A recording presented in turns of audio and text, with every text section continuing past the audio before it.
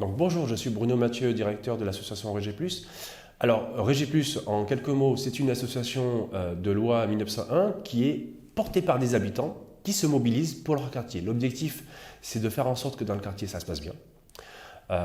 Et de faire du lien social, d'apaiser le quartier en améliorant le vivre ensemble. Pour cela, nous avons plusieurs activités qui nous servent à cet objectif. La première, c'est celle de la médiation. Donc, nous avons au service de correspondants de nuit des médiateurs qui travaillent la nuit pour apaiser le quartier et gérer les incivilités ou les conflits de voisinage. Une deuxième activité qui est une entreprise d'insertion de nettoyage pour améliorer le cadre de vie tout en employant les gens du quartier. Une troisième activité, c'est la création de jardins en pied d'immeuble pour permettre aux gens du quartier de se retrouver dans ces jardins et de pouvoir échanger. Une quatrième activité qui est celle de l'AVO, c'est du nettoyage de véhicules professionnels, mais avec des produits qui soient biodégradables et surtout sans eau, et qui nous permet aussi de faire travailler des gens du quartier.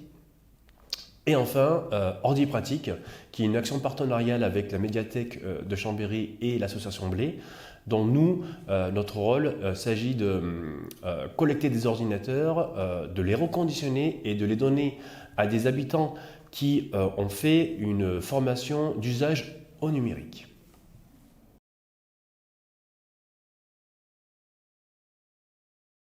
Notre objectif, c'est de répondre aux besoins qui sont repérés dans le quartier et des habitants.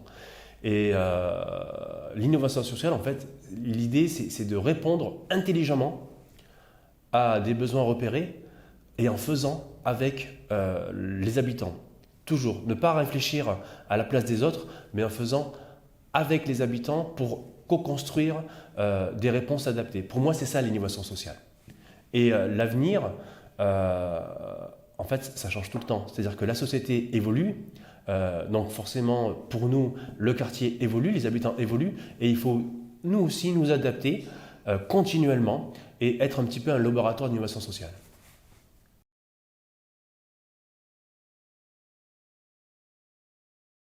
Nous, on est là pour répondre aux besoins des habitants. Donc, on va voir avec les habitants de quoi ils ont besoin. C'est-à-dire qu'on a plein d'idées sur les futurs besoins d'innovation sociale, mais on ne souhaite pas aller plus vite que la musique, et plutôt de travailler ça avec les habitants.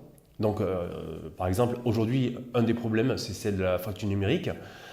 On pourrait imaginer faire plein d'actions différentes pour répondre à ce besoin-là, sauf que notre objectif, c'est de faire avec. Donc, grosso modo, c'est nous repérons des besoins et ensuite nous faisons avec.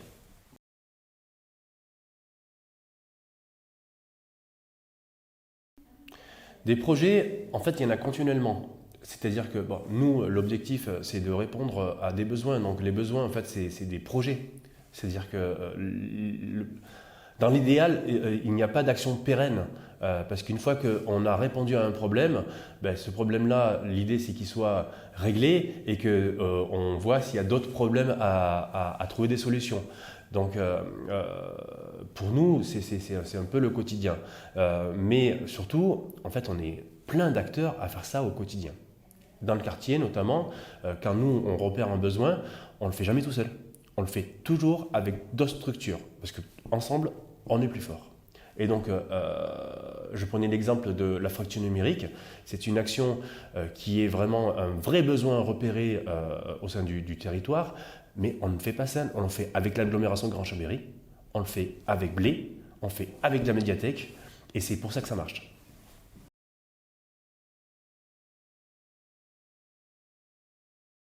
J'ai pas la vocation à paraître celui qui décide, mais moi, ce serait plutôt dans la façon de travailler. Sur Chambéry, on a la chance d'avoir un territoire dans lequel tous les acteurs travaillent ensemble. Et ça donne vraiment des résultats très intéressants. Donc s'il y avait quelque chose à modifier, en tout cas dans la société, pour moi ce serait ça. C'est-à-dire que quand il y a une problématique sur un territoire, il ne faut jamais y répondre seul. Ensemble, à plusieurs, on est toujours plus intelligent. Donc ce serait ça.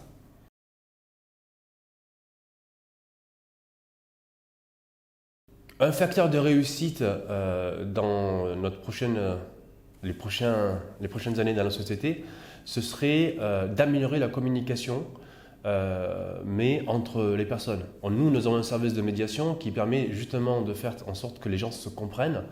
Et j'ai l'impression que dans la vie d'aujourd'hui, avec l'usage numérique, avec le fait on a l'impression que ça va de plus en plus vite, qu'on perd beaucoup cette relation, cette communication bienveillante.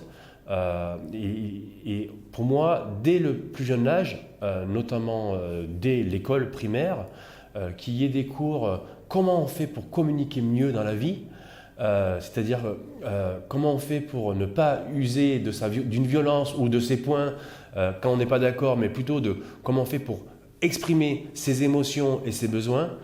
Je pense que toute la société serait gagnante.